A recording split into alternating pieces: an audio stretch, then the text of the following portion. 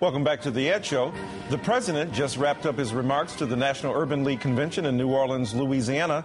Let's bring in Democratic strategist Bob Shrum, MSNBC political analyst, and former DNC communications director Karen Finney, and Huffington Post political reporter Sam Stein. I want to get all of your first impressions on the speech, but Sam, what do you think the news out of this particular speech was? Well, I think the first direct news story out of this is the forceful sort of direct take that the president offered on what he called violence reduction. I think it was a coded word for gun policy or gun control.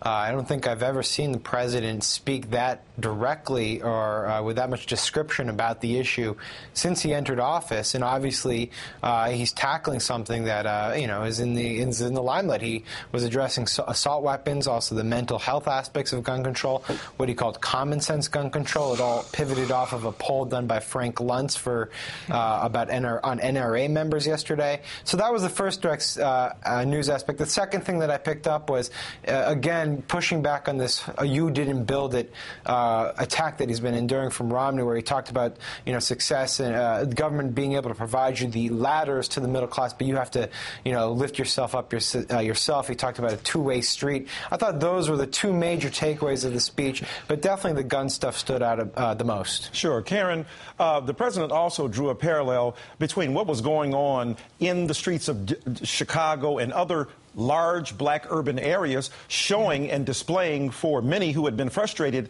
at what their perceived lack of the president of showing empathy for those who were victims of gun violence in inner cities and what's going on in what went on in Colorado. A very interesting parallel, no? Well, absolutely. I mean, and again, that is talking about a shared experience that we have in this country where, as he said, we have gun violence and violence occurring both in, big urban centers and small towns. And that was the point he made. I agree with Sam. And what was interesting is that the president used some of the direct language that this Luntz poll showed responsible gun owners actually agree with. And I think part of the problem has been there's a lot that people don't actually realize about some of the loopholes and gaps in our system. The other thing that I thought was noteworthy that he really leaned into was this middle-class narrative. We've heard him do that before, but as our Wall Street Journal NBC News poll today showed, this is a strong point for this president. So you heard him really lean into in the beginning, and I mean, he connected, his support and belief and faith in the middle class and that work with his time as a community organizer, with his getting into politics in a way that I hadn't heard before. So clearly we're going to hear more on that narrative as well. Right. Bob Shrum, he also gave a special shout out not only to the South Side, but he also gave a shout out to the young people who were in the audience and really directed some poignant comments of empathy toward them as well as challenge. What do you think about a president who speaks to the future in that sense of understanding the difficulties and complications that these young people have to face politically? Listen, you listen to him, and he's in fighting form. He's out there really communicating with people. Karen's right. He's got a message in terms of the middle class. The back and forth with the young people was marvelous. You compare that with Romney's kind of stilted animatronic performance yesterday in front of the VFW, and it gives you a lot of hope for this election. One thing I'd be very careful of, I think the president went further than he has before in talking about gun violence.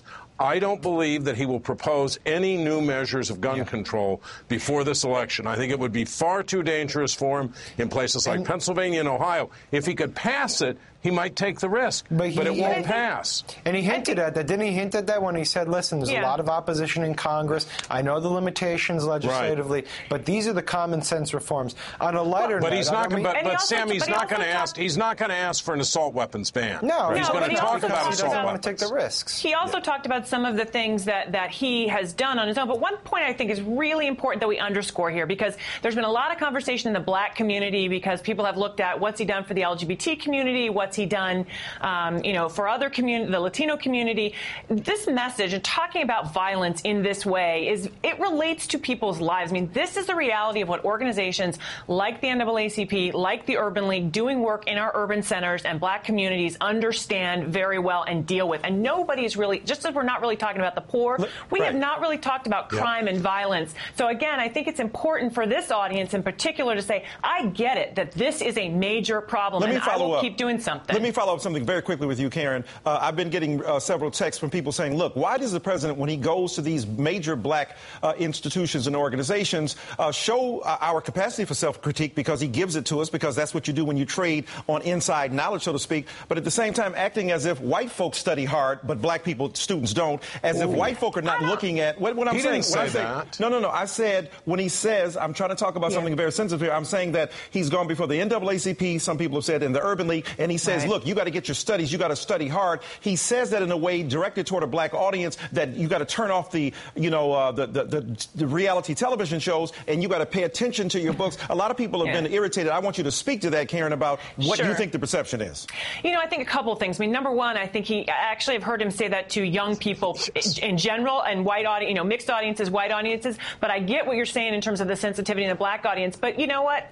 Let's be real about something. It is harder if you're an African American, particularly if you're a young African American male in this country. You have to be 2 times better, if not more. So there is a little bit of a reality of experience that I think he's speaking to, and I would hope people wouldn't be irritated by that, but would just recognize, you know what? That just is still a reality in this age, in this country. Sure. And so, Bob and Sam, so when you said, look, he didn't say that, that's what I'm saying. You probably missed that because there's an internal battle going on within African-American culture that I wanted to expose to the broader society. Go on. I think Karen's right. I mean, remember, in 2008, Obama made a big point of talking about parenthood in front of black audiences and the importance of black parents to have a cohesive family unit. I think we're missing the big picture, though. He insulted the Real Housewives and is turning off every voter, regardless of race. I don't know if you watched the Real Housewives lately. We're going to give, but Sam, you only made my point. I don't think so. Bob, let's give you the last word here. Well, look, I think the president has talked about personal responsibility to white audiences, to black audiences, to Hispanic audiences. I think it's always been part of his message.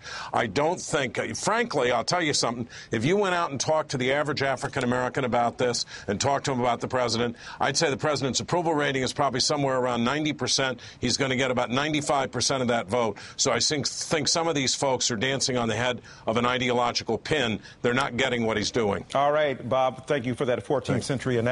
Bob Shrum, Karen Finney, and Sam Stein, thanks for your time tonight.